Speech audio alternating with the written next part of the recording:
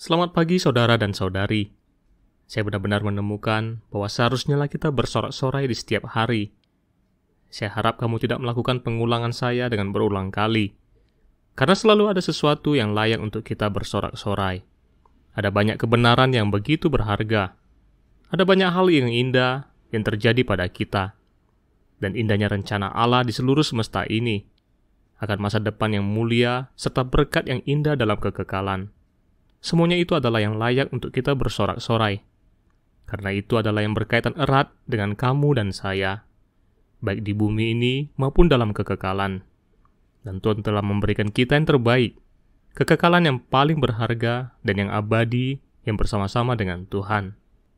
Bahkan dalam kehidupan yang di bumi ini, setiap tahap kehidupan di bumi dan setiap pengalaman dalam hidup merupakan cinta bersama dengan Tuhan. Hal itu sangat layak untuk kita bersorak-sorai. Bahkan saat kita sedang berperang dalam peperangan rohani ini, ataupun saat kita sedang bersembunyi dalam perlindungannya. Betapa berharganya, karena semua pengalaman cinta ini adalah kenangan yang berharga dalam kekal nanti. Dan itu akan terus meningkat dengan tanpa batas dalam kemanisan dan kemuliaan. Apakah kamu sangat gembira saat memikirkan hal itu? Saudara dan saudari, kita memiliki Tuhan yang bangkit. Dia telah mengalahkan maut dan iblis. Hidup kita penuh dengan keyakinan. Semua janji dari Tuhan akan tergenapi. Dia telah mengatasi semua kesulitan. Kuburnya adalah yang kosong. Kita akan berjalan bersamanya dalam perjalanan hidup yang mulia. Mari kita menyanyikan lagu pujian untuk menyembah pada Tuhan. Yaitu dalam buku lagu pujian keluarga Allah yang ke-12, Rahasia Hati yang Berdarah. Kita akan menyanyikan di bait ketiga.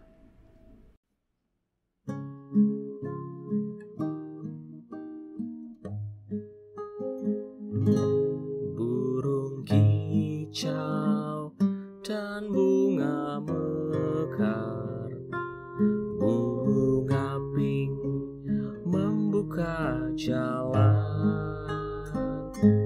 rayakan kebangkitan-Mu, muliamu, penyatuan cinta.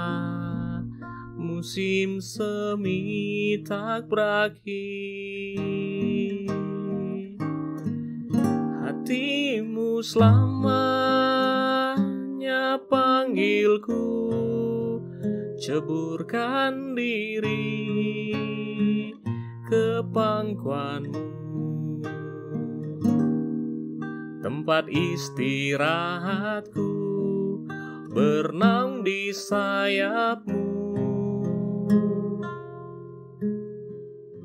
Kau memelukku, kau memelukku ke lubuk hatimu. Saya ingat di suatu hari, saya menghadiri sebuah acara pernikahan yang dilakukan di luar ruangan. Dan mereka telah memilih sebuah lagu yang menjadi tema dalam pernikahan mereka. Dan lagunya adalah Rahasia Hati yang Berdarah. Saya sangat mengagumi mereka, dan betapa berharganya, karena penyatuan suami dan istri merupakan gambaran dari kasih antara Kristus dan jemaat. Tuhan telah membayar harga yang mahal, agar Dia dapat menjadi kekasih kita. Kenangan akan rahasia hati yang berdarah sangatlah baik. Dan kandungan dalam lagu pujian ini mengatakan bahwa Tuhan membuka hatinya untuk kita. Demi kita, di kayu salib hati Tuhan telah terluka. Demi kita Dia rela berdarah. Hal ini membuktikan bahwa kita ada di dalam hatinya. Dia ingin agar kita kembali ke hatinya, kembali ke pangkuannya, bahwa Dia meninggalkan luka cekung di lambungnya. Dari kejadian hingga saat ini, lambung Tuhan terluka. Hati Allah telah dinyatakan pada kita semua. Saudara dan saudari, semoga kita dapat sepenuhnya menikmati akan cinta dari kekasih kita kepada kita. Rahasia telah dibuka bagi kamu dan saya. Kita akan berlari ke pangkuannya dengan sukacita. Mari kita menyanyikan lagu pujian ini sekali lagi.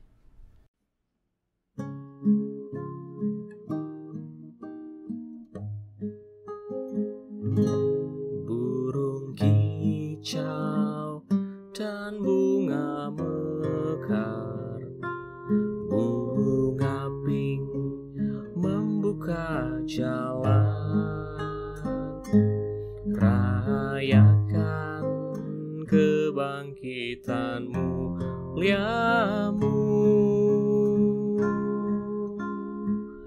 penyatuan cinta, musim semi tak berakhir. Hati-Mu selamanya panggilku, ceburkan diri ke pangkuan-Mu, tempat istirahatku, bernaung di sayap-Mu. Kau memelukku,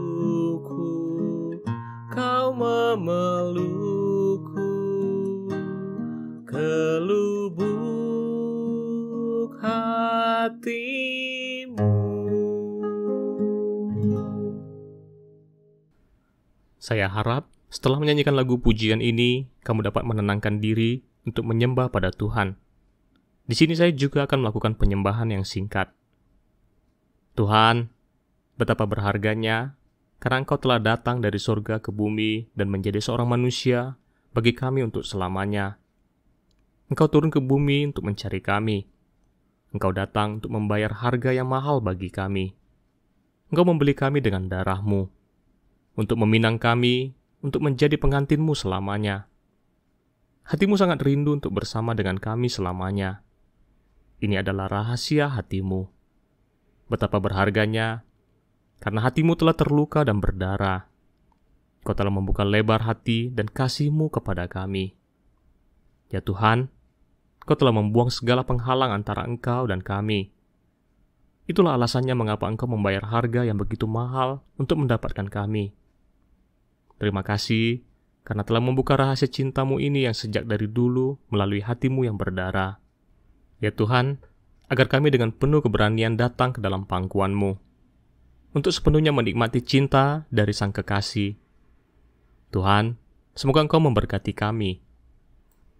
Saya ingin berbagi denganmu tentang mujizat ke-7 dalam Injil Yohanes, yaitu tentang Lazarus.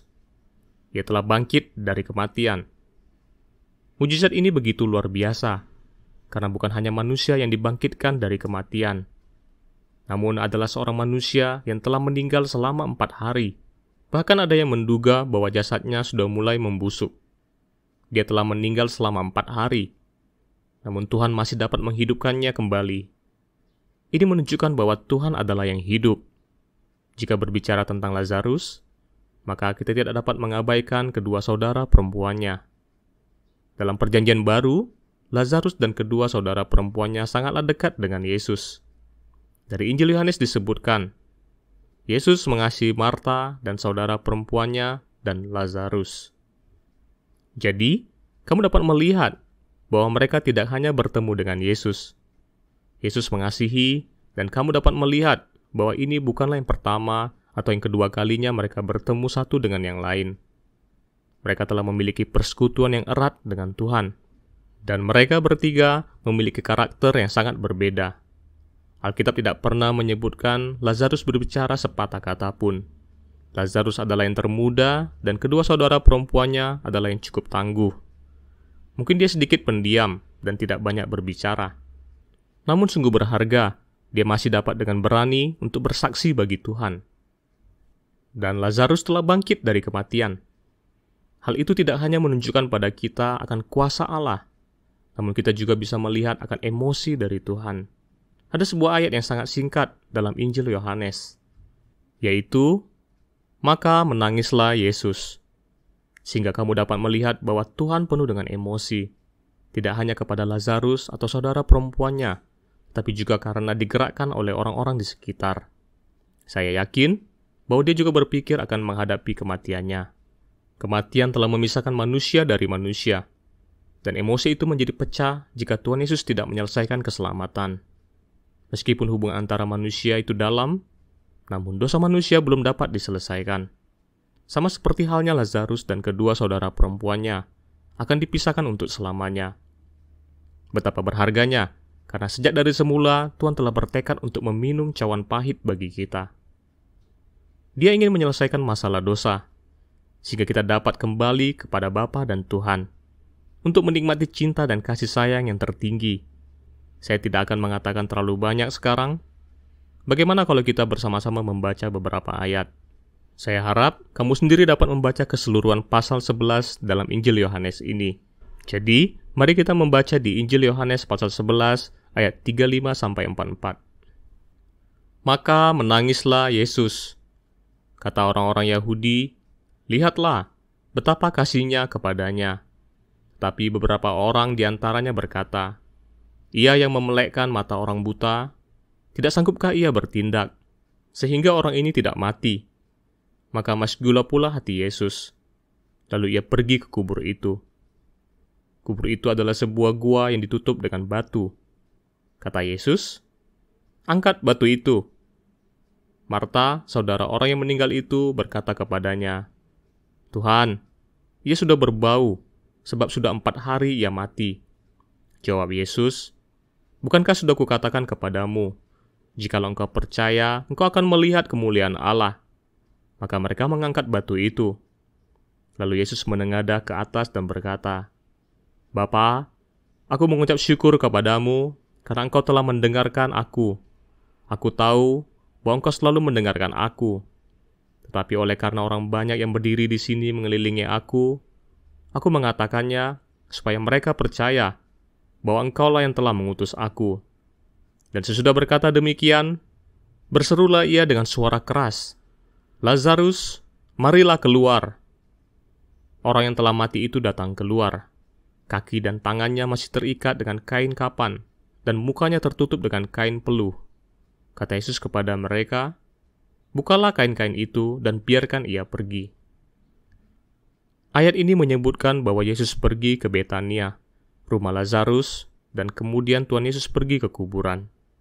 Tuhan meminta pada orang-orang di sekeliling untuk mengangkat batu itu, batu yang diletakkan di atas kubur. Hari ketiga setelah Yesus mati, dia dikuburkan di sebuah kuburan, dan sebuah batu besar diletakkan untuk menutupi kuburannya. Kemudian, saudara perempuan Lazarus, Marta, berkata, "Tuhan, ia sudah berbau, sebab sudah 4 hari ia mati." Apa yang dia maksud? Tidak ada gunanya, karena dia sudah mati. Akan ada bau dan tubuhnya telah membusuk. Dia tidak hanya telah meninggal, namun juga tidak ada harapan dalam kehidupannya, karena tubuhnya telah membusuk. Tetapi begitu berharganya, karena Tuhan memiliki kuasa kebangkitan. Tuhan mengucapkan sepatah kata saja, dan dia melakukan mujizat dengan membuat seseorang dapat bangkit dari kematian. Namun, perhatikanlah akan tanda ini. Tuhan menengadah ke langit dan mengucap syukur kepada Bapa. Hal ini serupa saat dia melakukan mujizat 5 roti dan 2 ikan. Dia mengucap syukur dan memecahkan roti, lalu memberikannya kepada para murid. Yohanes sangatlah bijaksana, karena dia mencatat bahwa Tuhan menengadah ke langit dan mengucap syukur, yaitu saat dia melakukan mujizat pada Lazarus. Tampaknya Yohanes telah mengatakan pada kita bahwa demi kita, Tuhan senang menjadi seorang manusia, dengan memiliki sebuah tubuh jasmani. Dia mati bagi kita dan menanggung dosa-dosa kita, serta bangkit dari kematian. Demi memberi kita harapan, mujizat ini telah terjadi. Lazarus yang telah dikubur dan yang telah mati selama 4 hari, keluar dari kubur. Oleh karena tangan dan kakinya terikat, jadi saya yakin bahwa dia keluar dari kubur dengan melompat-lompat. Apa yang dikatakan Tuhan kepada Marta dan Maria adalah yang nyata. "Akulah kebangkitan dan hidup. Barang siapa yang percaya kepadaku, ia akan hidup walaupun ia sudah mati." Dia tidak hanya berbicara tentang saudara mereka yang akan bangkit dari kematian, namun juga kepada mereka yang percaya kepadanya. Suatu hari nanti, mereka akan dibangkitkan. Dia sedang berbicara tentang harapan yang mulia yang dia belikan untuk kita melalui penyelamatannya. Saya juga ingin berbagi di area lain yang membuat saya terkesan. Saat saya membaca pasal ini, saya teringat pada mujizat pertama yang Tuhan lakukan dalam sebuah acara perkawinan. Apakah kamu masih ingat mujizat air menjadi anggur? Di saat yang paling berbahagia, namun kehabisan anggur. Dan Tuhan melakukan mujizat yang membuat kebahagiaan dalam acara perkawinan tersebut dapat berlanjut. Hidup kita juga sama demikian. Dia ingin agar kebahagiaan kita dapat tetap bertahan hingga kekal. Apa yang ingin Tuhan ungkapkan adalah bahwa Dia adalah mempelai pria, dan betapa Dia ingin bersatu dengan kita. Dan untuk tanda ini, Dia mau mengakhirinya dengan penguburan. Hal itu penuh dengan kesedihan dan air mata, dan kemunculan Tuhan ini membuat Lazarus bangkit dari kematiannya. Hati keluarga Lazarus yang sedih berubah menjadi sukacita. Saya yakin bahwa Roh Allah mengilhami Yohanes dengan tujuan khusus, sehingga kita dapat menikmati kebahagiaan yang abadi dan dapat bersatu dengan kita.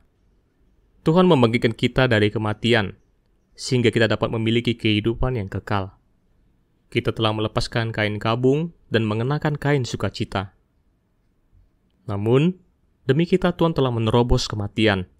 Dia memperoleh kemenangan dan menyelesaikan penyelamatan bagi kita, agar kita dapat melepaskan diri dari belenggu dosa, untuk bangkit dan masuk ke dalam hidup yang kekal. Betapa berharganya, karena itu sama sekali bukan sebuah kebetulan. Tanda-tanda dalam Injil Yohanes telah mengungkapkan akan hati Tuhan pada kita. Dan terakhir kali disebutkan tentang Lazarus adalah saat dia duduk di meja dengan tenang bersama dengan Tuhan, untuk menyaksikan Tuhan yang telah membangkitkan orang dari kematian, dan juga untuk menyerang para penganut agama yang sama sekali tidak senang dan yang ingin membunuhnya. Dan banyak orang yang percaya karena kebangkitannya. Di dalam Alkitab sama sekali tidak ada mencatat tentang perkataan yang dikatakan oleh Lazarus. Namun kamu dapat mengetahui dari perilakunya bahwa dia juga memuaskan hati Tuhan. Ia juga menjadi saksi bagi Tuhan. Ia tetap tabah meski harus menghadapi akan bahaya dari tuduhan. Saya harap agar diri saya sendiri dan banyak saudari dapat selalu menenangkan diri di hadapan Tuhan. Atau mungkin kita dapat setenang Lazarus, karena Tuhan tidak akan melupakan kita. Kita masih dikasihi oleh Tuhan. Semoga Tuhan memberkati kita. Setelah membaca Alkitab, saya berharap agar kamu dan saya dapat bersama-sama menyembah. Saya juga berharap agar setelah kamu menyelesaikan Injil Yohanes pasal 11 ini, kamu dapat merespon kepada Tuhan. Tuhan, betapa berharganya karena Engkau adalah Tuhan yang penuh dengan kobaran. Kau melihat akan kesedihan manusia dan Engkau peduli. Demi kami, Engkau sangat ingin mati di kayu salib. Karena inilah satu-satunya cara agar kami memiliki pengharapan, sehingga kasih Allah dapat dicurahkan pada kami. Dan ini juga merupakan satu-satunya cara agar kami dapat bersatu denganmu untuk selamanya. Tuhan, hatimu yang bersatu dengan kami adalah yang tidak pernah berubah sejak dari semula. Oleh karena itu, demi kami Engkau berdedikasi untuk memilih perjalanan salib. Sungguh berharga, karena Engkau telah mengalahkan maut, Engkau telah mengalahkan dosa. Pada hari ketiga, Engkau telah bangkit dari kematian. Engkau memiliki kuasa kebangkitan. Saya bersyukur karena Engkau telah mengubah hidup kami sepenuhnya. Seharusnya kami telah membusuk dan hampir mustahil untuk ditangani. Tuhan, terima kasih karena Engkau telah memberikan kehidupan yang mulia pada kami. Sebuah kehidupan yang dapat bersatu denganmu. Ya Tuhan, semoga kami semakin mengasihi-Mu. Bantulah kami untuk melihat akan hati-Mu dan merespon akan kasih-Mu terhadap kami.